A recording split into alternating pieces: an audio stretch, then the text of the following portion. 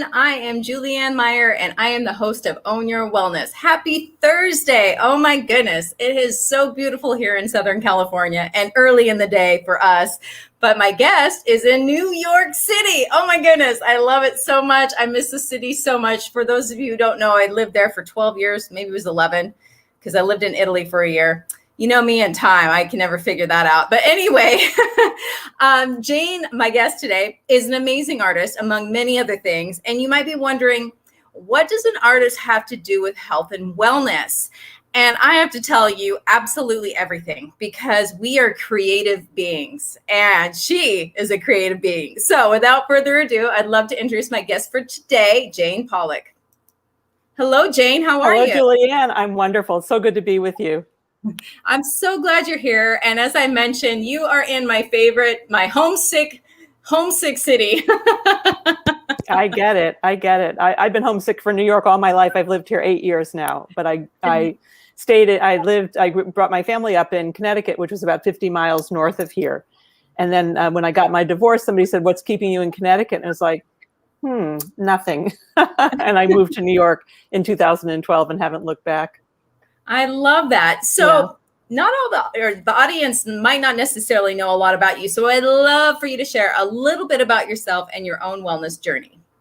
I don't think I even knew the word wellness until I was probably in my mid-30s. It was not talked about. I'm just going to say at the upfront, next week I'm going to turn 73, and I know I don't look it. So so you can tell I'm doing really well, and I feel really well. I started to have some challenges in my 30s. I started to have back pain and stomach pain and all that. And, looking back now, I can tell it was really emotional, but I was looking for, a cause in a pill, and it was an inside job. So I think the biggest thing that happened was in my late 30s, I was diagnosed with rheumatoid arthritis. And I was doing, I was doing these. This was my first career. I did 30 years of Ukrainian Easter eggs, very intricate artwork.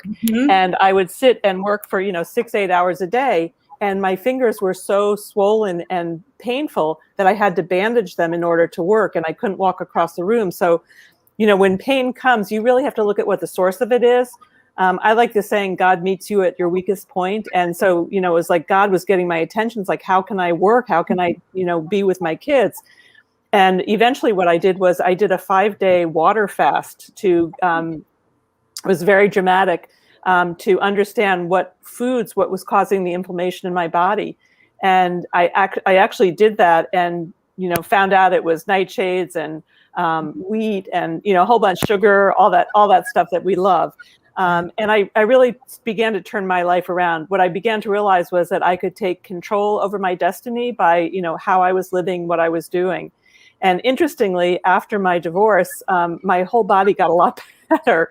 I think I just, we carry stress and emotions, and, I think it hits you a little bit later, not in childhood, but I had not demanding parents, but a mother who was very critical and judgmental. And so there was all this, that I was working against, and you don't know that when you're growing up because it's the water you're swimming in. Anyhow, long story short, I've taken care of myself. I'm in great health these days, and I'm very careful about what I eat. I'm very, very careful about what I allow in. I don't wake up to the news. I wake up to prayer and meditation. And, I also am very careful, I curate my friendship circle so that I'm around very positive people with very positive messages. And I've really weaned myself of a lot of things that weren't good for me. So that's a very capsulized version of a decades long life of on this journey of wellness. It's incredibly important to me. Well, something that you've touched on that I think is something that's worth mentioning is we eat more than food. What we consume comes in the form of what we watch, who we spend our time with, how we spend our time, things like that, all things that you'd mentioned. So I really love that you mentioned that. And also I wanted to say that Mikey Adam Cohen is watching, and he happens to be an amazing artist himself. So I just wanted to give him a little shout out.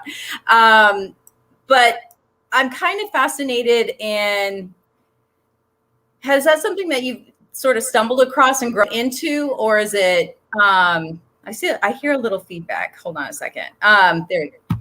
Hold on. Okay. So what I'm curious, one more second. There we go. Okay. So could you explain a little bit about how you got into that? Was it something that you just intuitively knew, or was there like a catalyst? I think I was going in a very specific direction, for most of my life, achievement, achievement, achievement. And then, my body started to take me down, and I realized I had to look at other avenues. One thing that I did, and it comes in different forms now, but I was listening to cassette tapes of motivational speakers. These names are going to sound ancient, but Zig Ziglar and Brian Tracy and Roger Dawson and Deepak Chopra when he first came to this country. And they were telling me stuff that I had never heard. It's like, this is outrageous. In fact, even the fact that you couldn't see them, I could hear my father's voice going, that's ridiculous, and just denying everything because, in this country, especially when I was growing up, doctors were gods and whatever the doctors said. So one example was when I was having my second child, I decided I wanted to have a midwife deliver. And it was, from all of my research, and I read a tremendous amount about it, that, a natural birth it's a natural occurrence. You don't need medicine and hospitals. And I would have had a home birth. My husband was not in favor of that. But when I told my parents I'm going to have this child delivered by a midwife, they thought it was like somebody with gnarled fingers and a cape or something. And my father said, that's like crossing Fifth Avenue with your eyes closed. And, they were horrified by the thing. And my mother said, have you called the top doctor at Norwalk Hospital? It's like, no, I'm trusting, that this is going to be fine. When I was in my 8th month, they had a friend on Long Island who was going to do a home birth. And I said, how did that go? Because they were kind of comparing me to that. And my mother said, didn't I tell you, not only did the baby die, but the mother died too. And I was like, oh my God. And then my father came up. I said, I'm so sorry to hear about that. And he said, what are you talking about? My mother said, I made it up. So, they would just, whatever they wanted to have happen, they would make it up. And so I began listening to myself and the wise women I was surrounding myself with. I breastfed each of my kids for a long time. And I realized that women's intuition is extremely powerful, and that these wise friends I was choosing were telling me the right things to do. And I have these, now they're in their, almost all are in their 40s at this point, but they're, healthy and wonderful. And, I could trust that. Whereas my parents wanted it to be a very specific way, the way they knew. And they were just afraid. They didn't, they weren't doing the reading on it. But, it was, I was doing Lamaze birthing and La Leche League, and all that. And that was my first health food co-op. We formed a mother's health food co-op, which was really fun. We were ordering, this was before any health food stores. There was no Wild Oats and there was no Whole Foods. None of that existed. So we had a truck back up to a friend's driveway, and we would take these 50-pound bags of whole wheat flour and divide them up among these moms, and learned how to cook better so we could feed our families, healthier whole grain foods.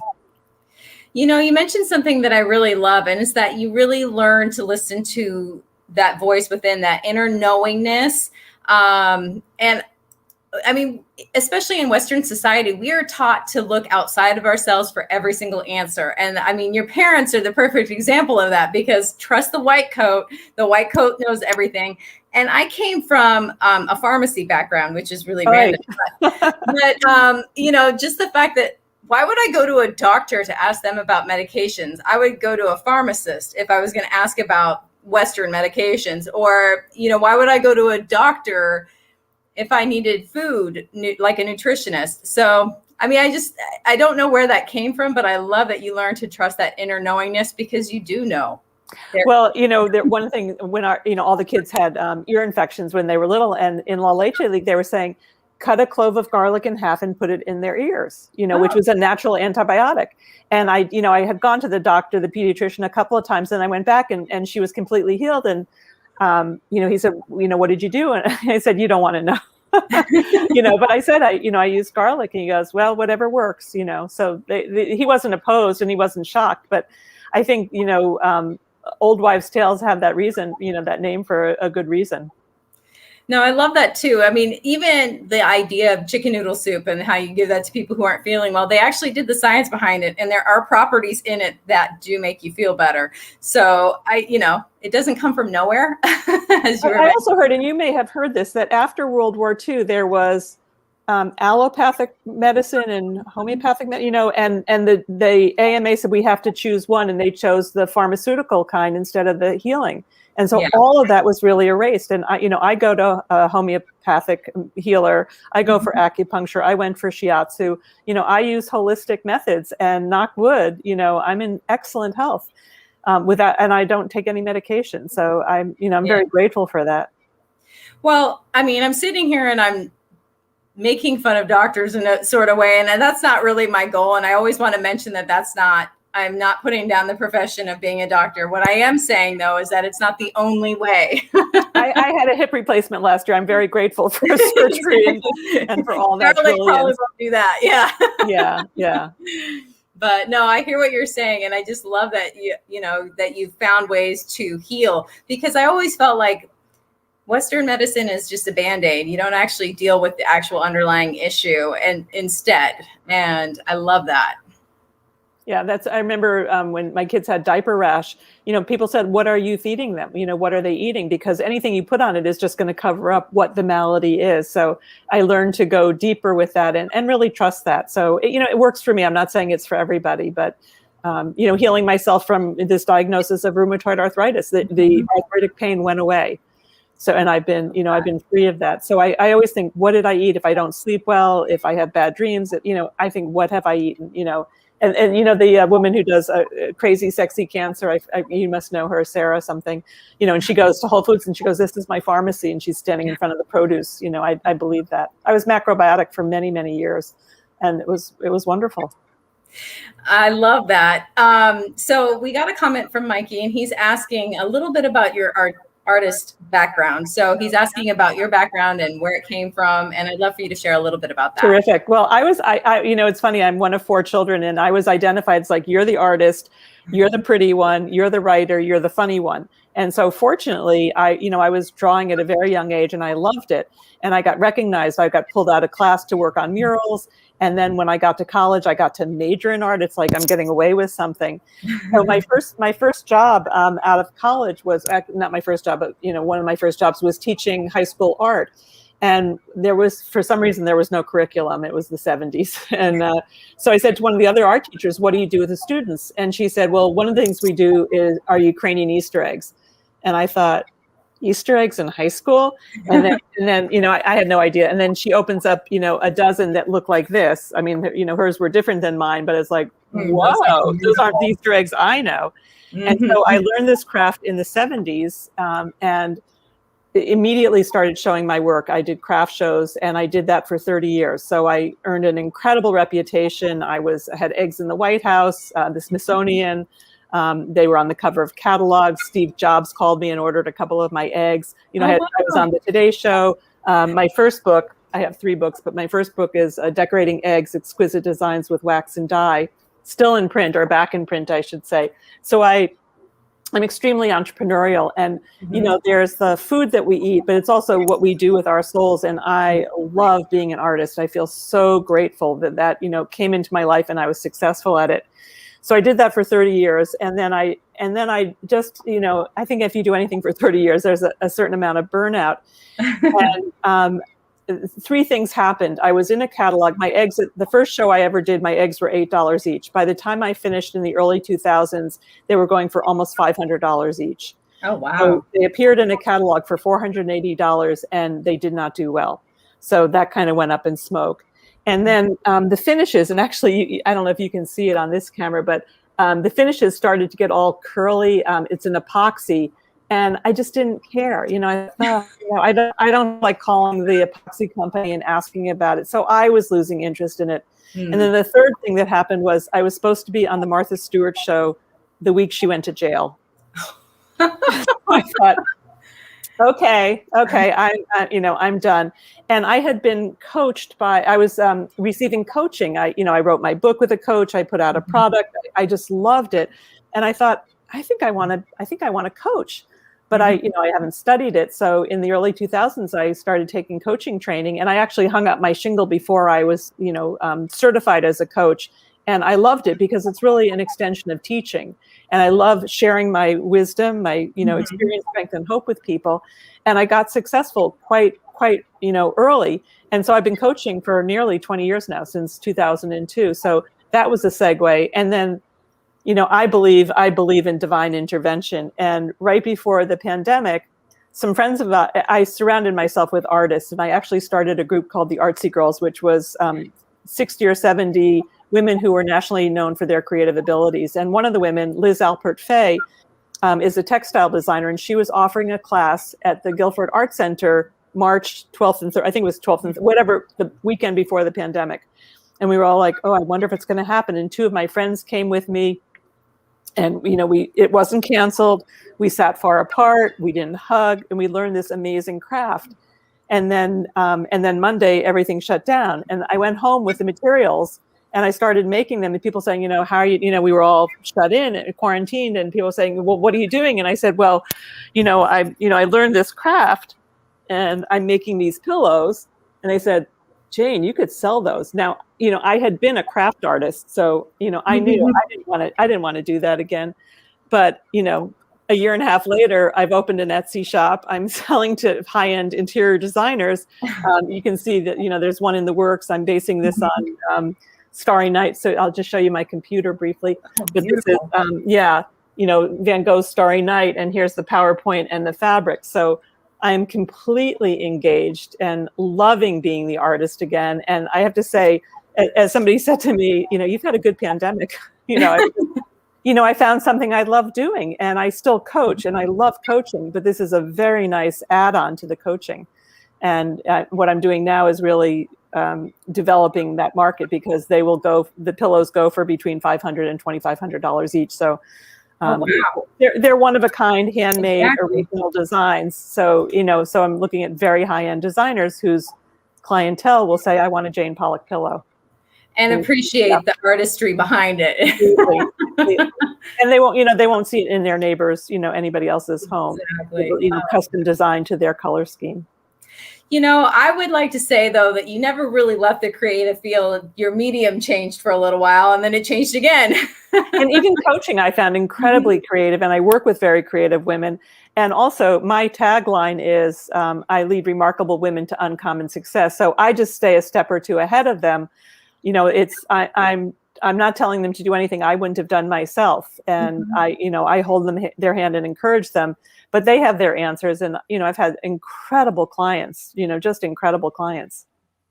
I think that's amazing. And something that always comes up for me is, you don't know this, but I'm an artist as well. And nowhere near the caliber that you are, but I did go to school in Italy for art. And so one of the things that when people see my work, they say things like, oh, I'm not an artist, I can't do that. And I always feel like, yeah, you can. It's just they haven't figured out how to, I don't know. What would you say to somebody who says that they're not an artist? I say I'm not a singer. If you heard me sing, you would die. But I do believe that everybody is an artist, a writer, and all that. And it's, they say 10,000 hours. You really have to put time in it, because everybody has their own form of expression. There's a wonderful book by Stephen Pressfield, who was the writer of, I think it was, Benjamin Button? Love him. Yeah. And it's called the A War of Art. And he talks about resistance. And so listening to those voices are up for me all the time. It's like, who do you think you are? How dare you charge that much? Why do anybody can do what you do, that kind of thing.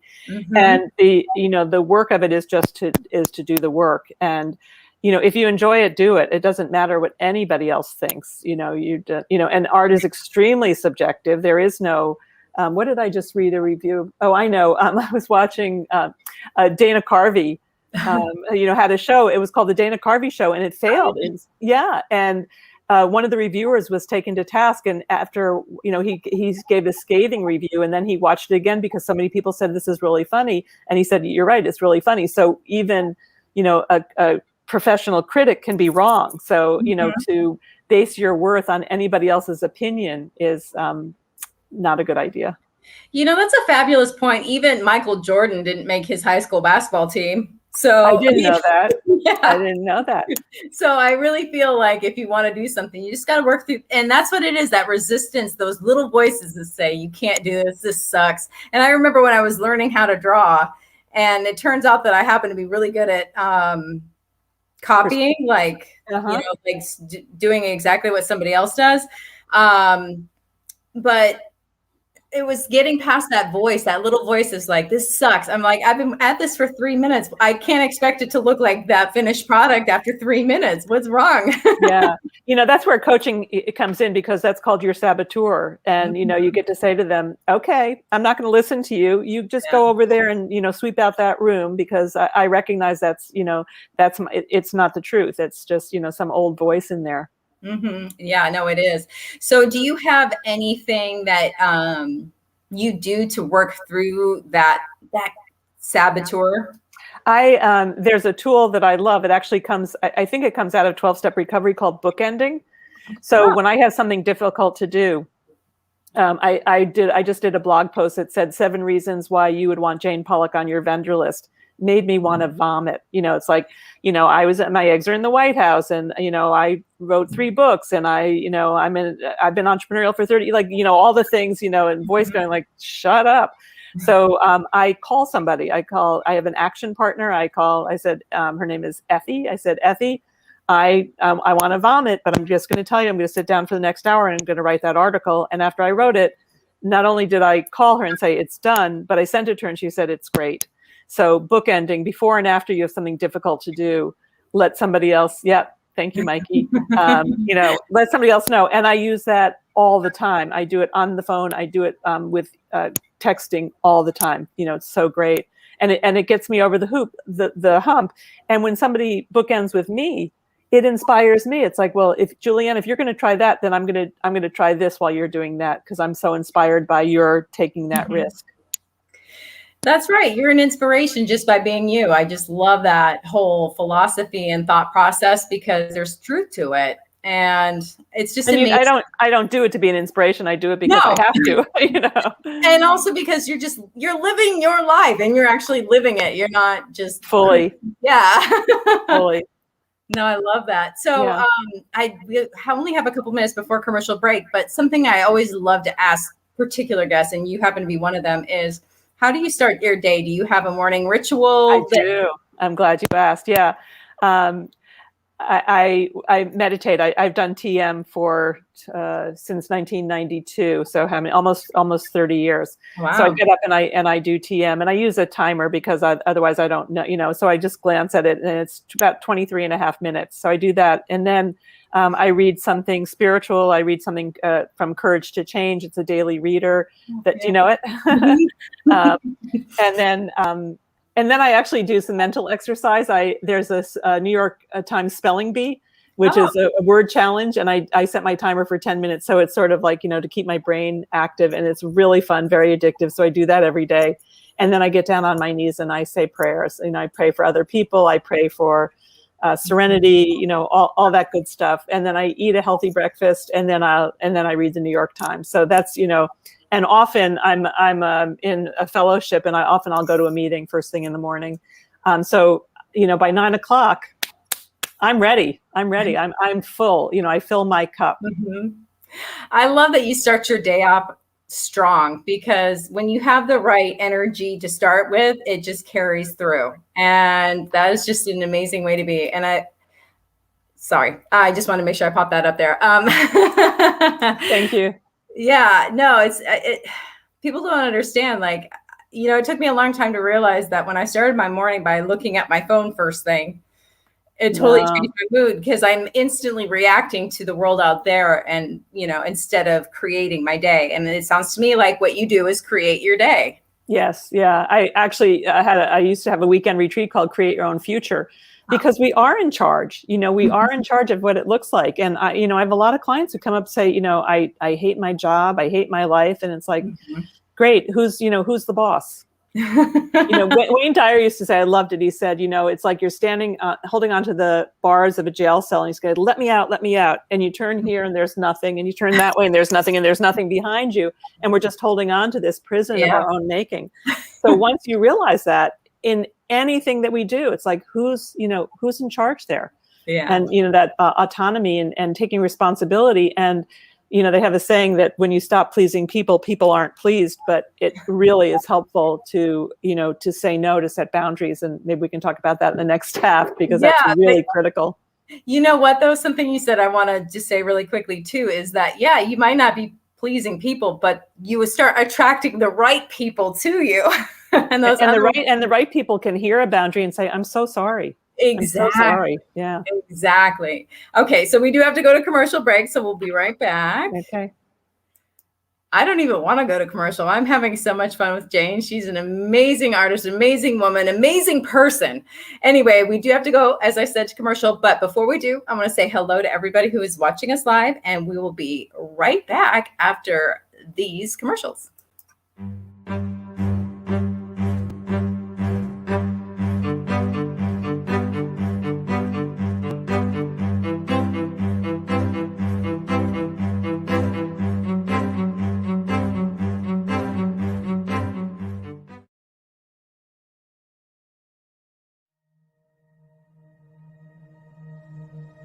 Now, you can vibrationally align your aura.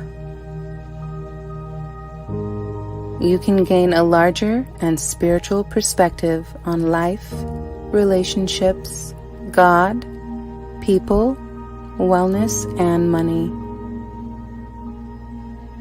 You can also have moments of meditation and reflection any time of the day. And reading the thrilling, adventurous, and mystical story of Shiga will just add more faith to your daily experience of the mystery of the universe.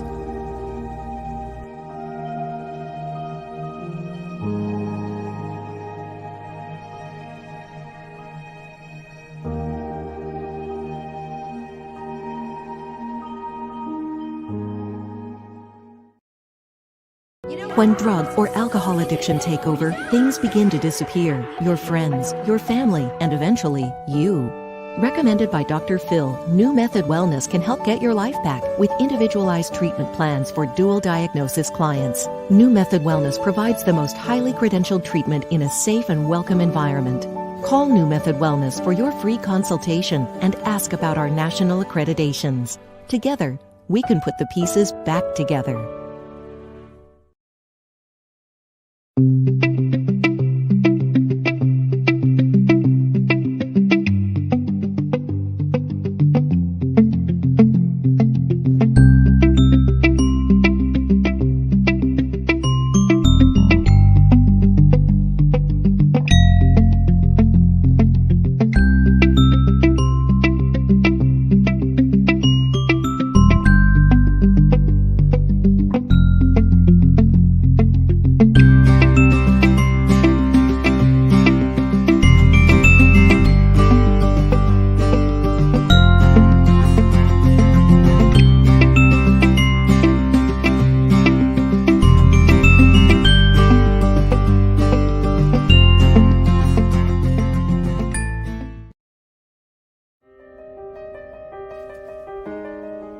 As human beings, we are meant to thrive in an environment where true love is shared,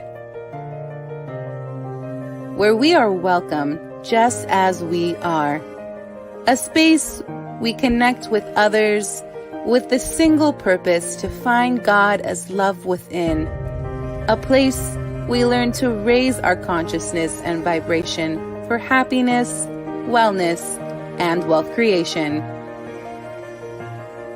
Transformative, an online spiritual gathering for everyone. This invitation is sent to you by www.livingfaithschool.org.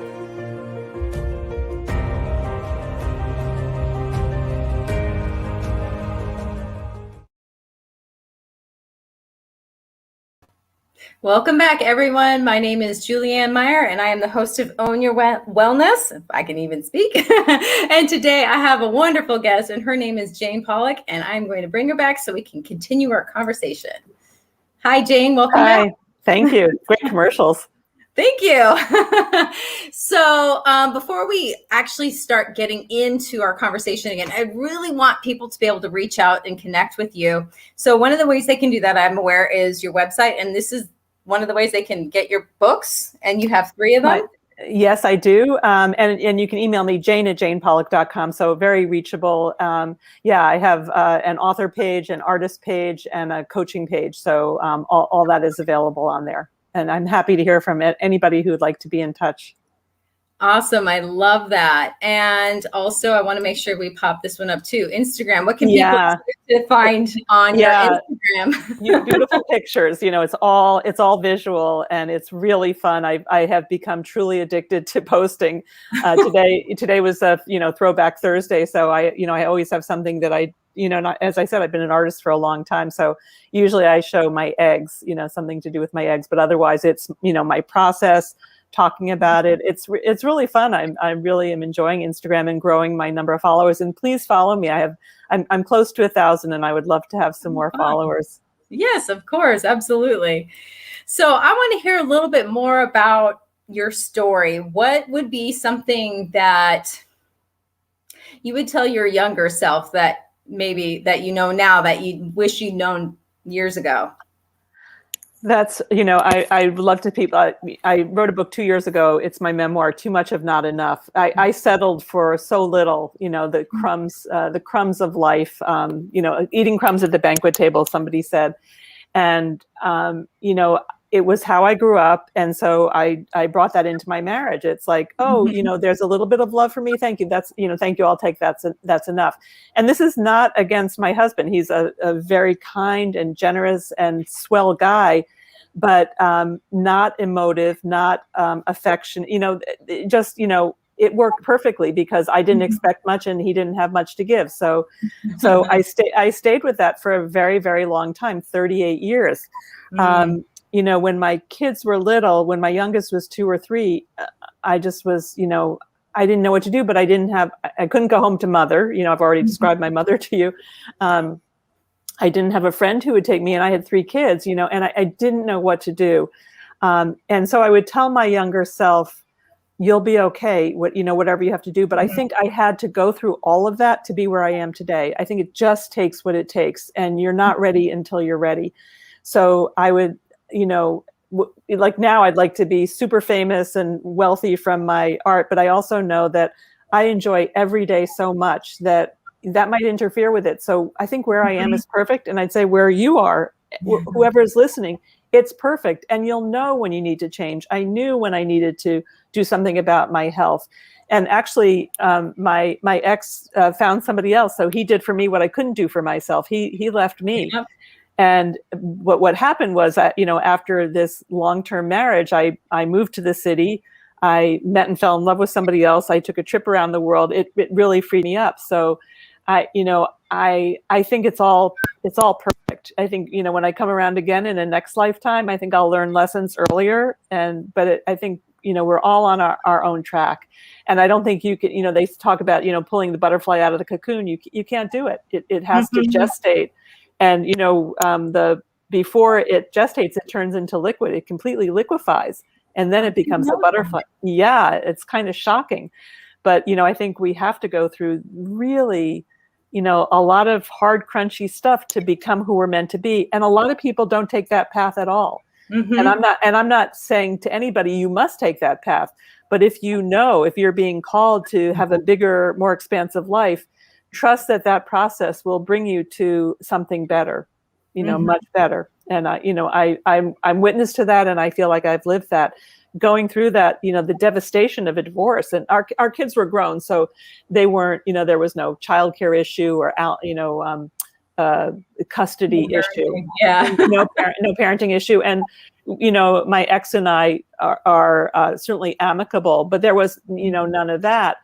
But it was, to me, marriage was my higher power. I thought there's one story I tell in the book.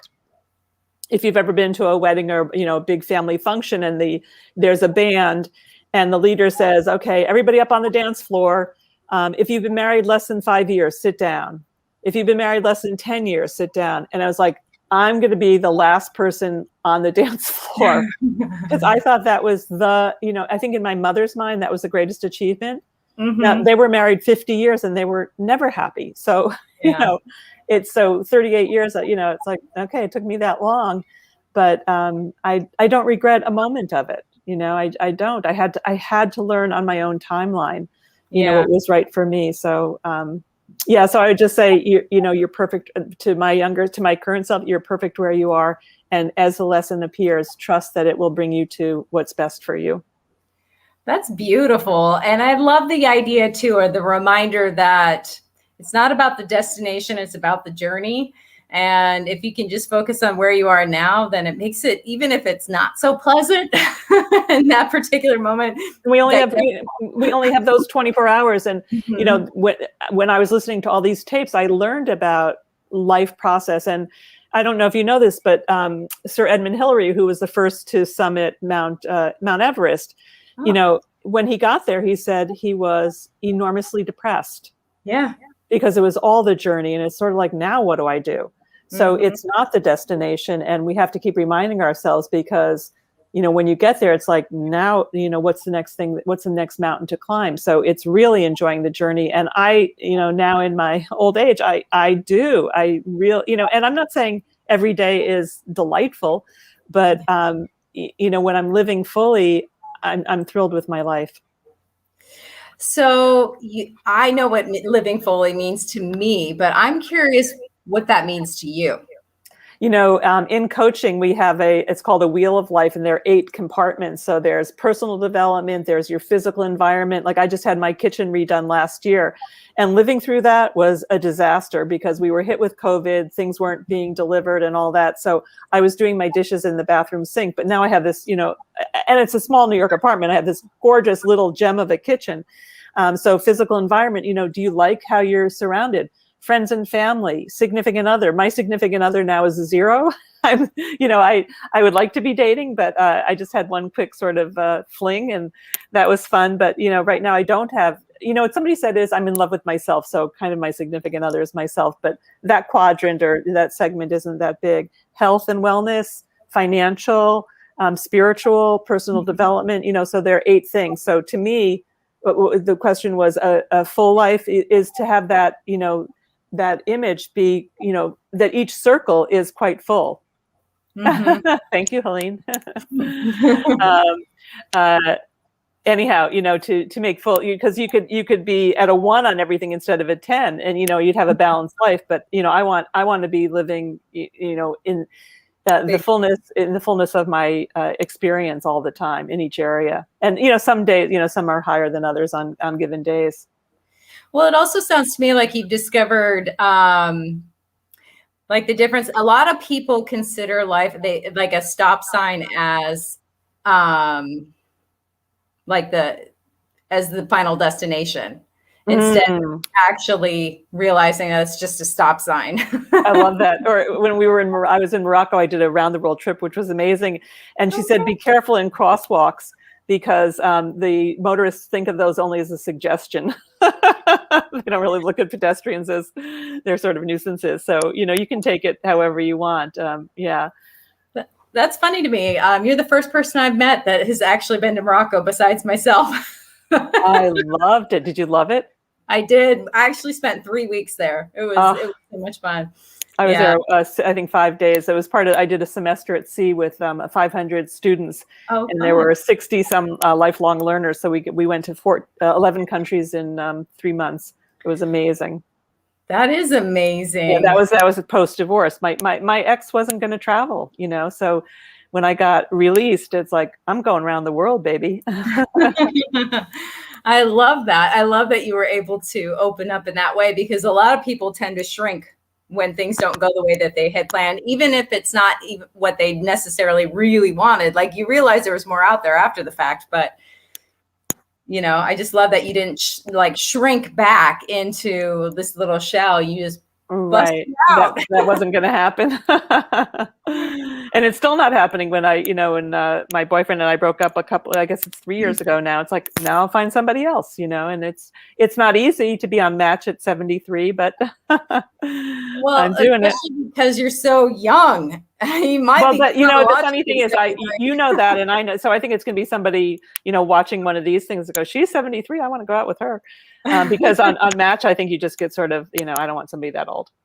Because it's a number, but it's only a construct, right? Exactly. What does it even mean? No, I love that. So, what would you say is one of your favorite memories or accomplishments? And I mean, I know you've done a lot of things that are noteworthy, but that doesn't necessarily mean that that's your favorite thing. It could be something really small too that makes you. Well, I think becoming a mother, giving birth, and I did Lamaze, so it was 13 hours of labor, and you can read about it and watch it all the time, but when you're actually in it and it's happening to you, and then this child gets born, and I remember the first night saying to her, I didn't know what an infant looked like, a newborn, and she's all, and I said, you're going to change my life. I don't know how, but I'm just really glad you're here. And that was the biggest change in my whole life, was becoming a mother, because as I said, I was surrounded by these very wise women. I had gone to La Leche League while I was pregnant with her and learned about parenting, but their suggestions, how you can hear something like, I knew my parents' way and the way people grew up in the 50s and 60s, but to hear other women saying, you can breastfeed on demand, you can respond to the child, it's like, that felt right to me. Whereas you put them in the crib and you let them cry, it's like, that doesn't feel right to me, to really trust that. And my mother was like, can't you let her cry? And it's like, why? Yeah. Why would I do that? And she slept with us for, many, many nights. And, this is a very successful, healthy, independent person. I just love that you were willing to do that and actually follow your instincts, because one of the things that I teach about is peer pressure, and how even as adults, that is fierce, that peer pressure. And then it just really destroys your self-will, and like listening to your own inner voice. All of a sudden it matters what everybody else thinks and if they're happy, and so what are your thoughts about peer pressure? That's it's funny, somebody else asked me that recently, and I see a therapist, I have, for most of my, on and off for most of my life, because I feel like I need to understand why I am this way, and it's been extremely helpful. And she said, you take offense. So somebody can say something. And so I remember I had a very good friend who is an illustrator. And the first time I showed her my eggs, her response was, right. And so I took offense. It's like, she doesn't like them. That, what kind of an answer, I took that, rather than saying, what does mean? And she loved them. But I hear something, and I'm what's the word? Programmed.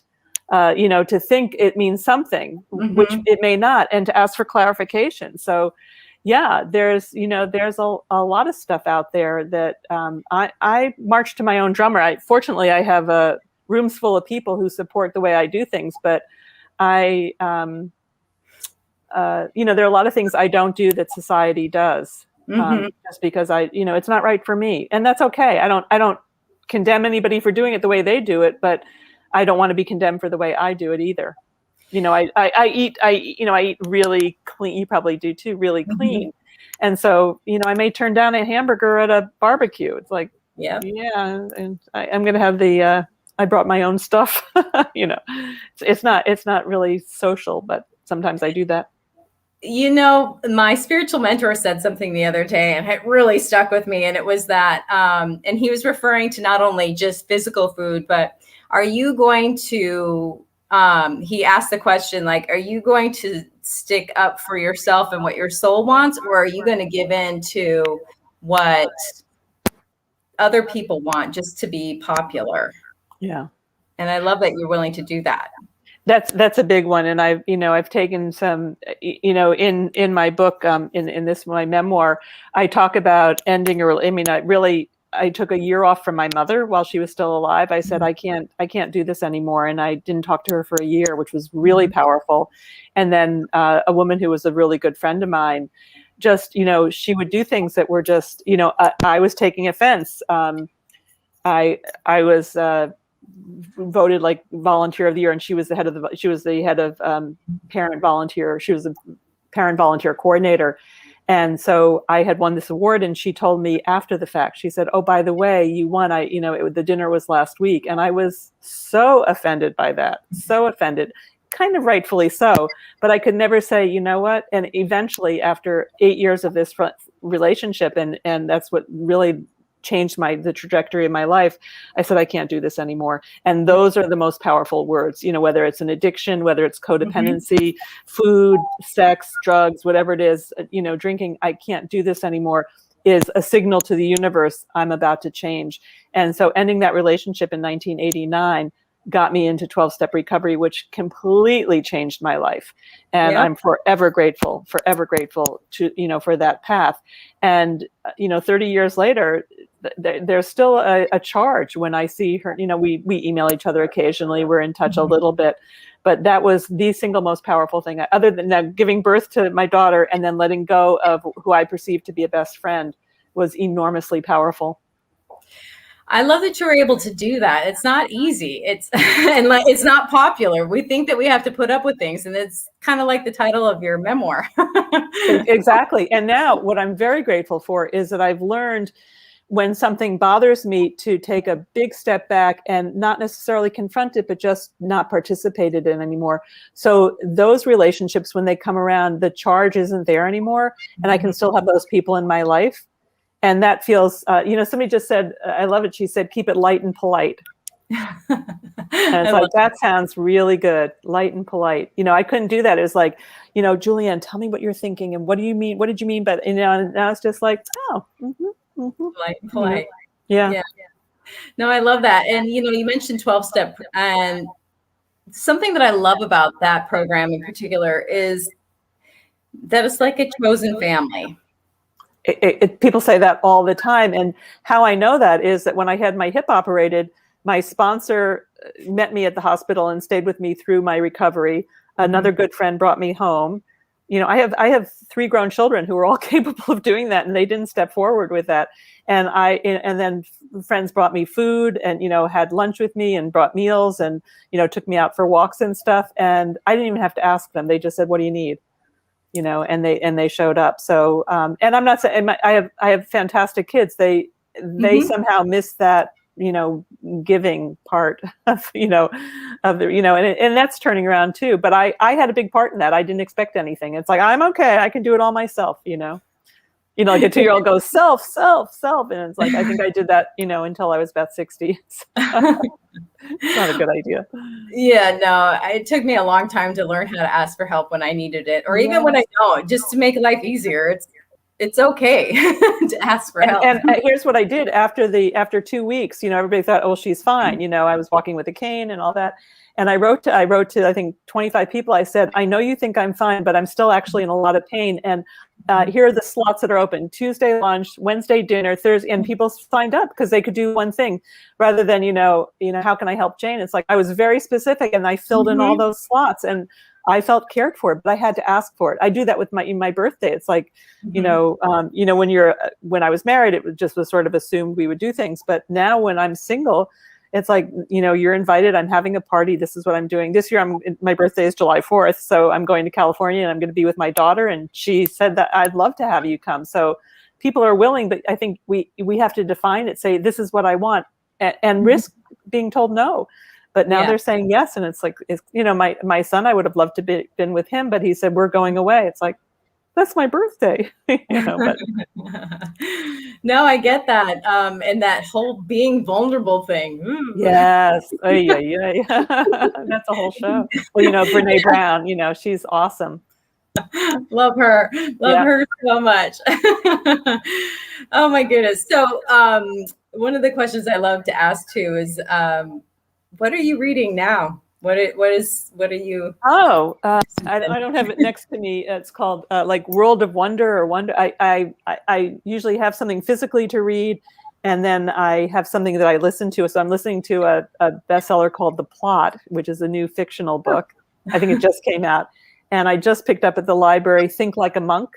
You might Oh, know yes, that that's book. a good book. I just finished that. Yeah. And I got it from the library too. Yeah, I love the New York Public Library. It's awesome. And then I also got a book about Philip Roth, this guy's friendship with Philip Roth, which interests me. So I love to read. I inhale books. I just love it. And often when I'm working, I'll listen to something. And I listen to a lot of podcasts too. I love that. Yeah. I have had addiction issues in my past. And so, it never really went away as far as like having that sort of need for things. And I replaced some more unhealthy things with less unhealthy things. And one of those less unhealthy things turned into unhealthy, and that was watching TV. I just like became a huge addict to that. So I had to really, really cut that out of my life. And so I turned back to reading, which is something that I absolutely adore and love and is way more fulfilling. What are you reading? Right now I'm reading Becoming by Michelle Obama. I loved it. It is such a good book. And I'm listening to The Four Spiritual Laws of Prosperity by Edwene Gaines. And then there's another one, I can't remember, by Gladwell. Maxwell, is it Maxwell? Malcolm Gladwell. Malcolm Gladwell. It's Perfect Strangers, something about strangers. Anyway, I just started that one. So yeah, I'm a huge reader. Yeah, it's so fulfilling. There was a time when my marriage was in trouble where nothing would just stick. I just couldn't read at all. But in the last 5 or 10 years, I'm making up for it. It's I always have something either on my phone or in my lap, and because I live uptown, I have a long subway ride to get into the main part of town. So I constantly have a book around with me, which is so wonderful. I don't care how long the subway ride is then. Yeah. I had this mentor a while back, and he used to travel from, I don't know, it was like an hour or two. It was at least 2 hours for him to get to school. And so he started listening to tapes and so it was like his traveling university in his car. Exactly. Yeah. I love that. I just think that's such a good way, because then it also takes away that anxiety of the traveling and the anxiety. Exactly. Exactly. I'm flying to California. I know I'm going to be waiting in the airport.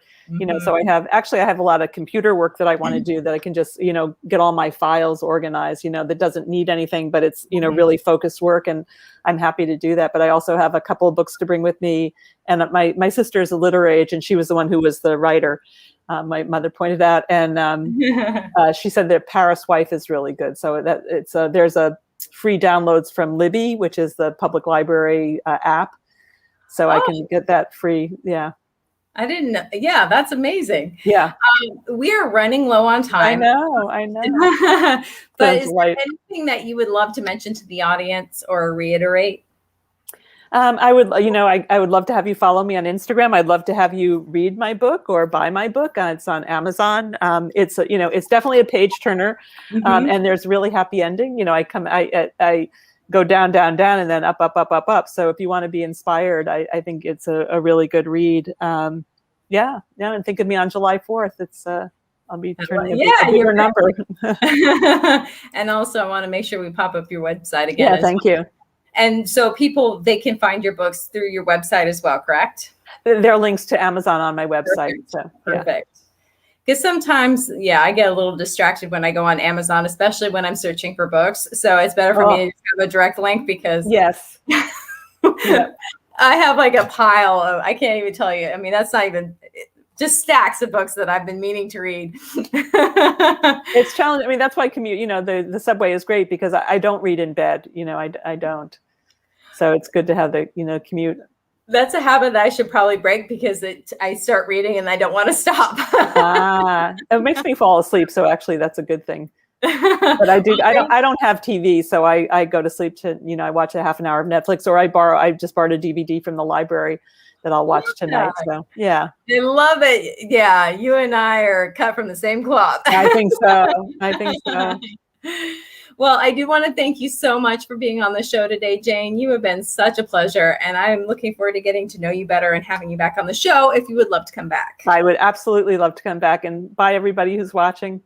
Bye. Thank you so much. You're welcome.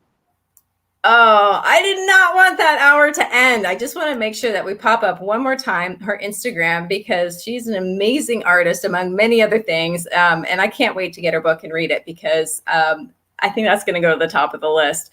But anyway, that's all the time that we do have for today. And we will be back next week. Oh my gosh. Wow, it's already almost July. Can you believe it? Wow. Time flies when you're having fun. Anyway, have a great night, everyone, and a fabulous weekend.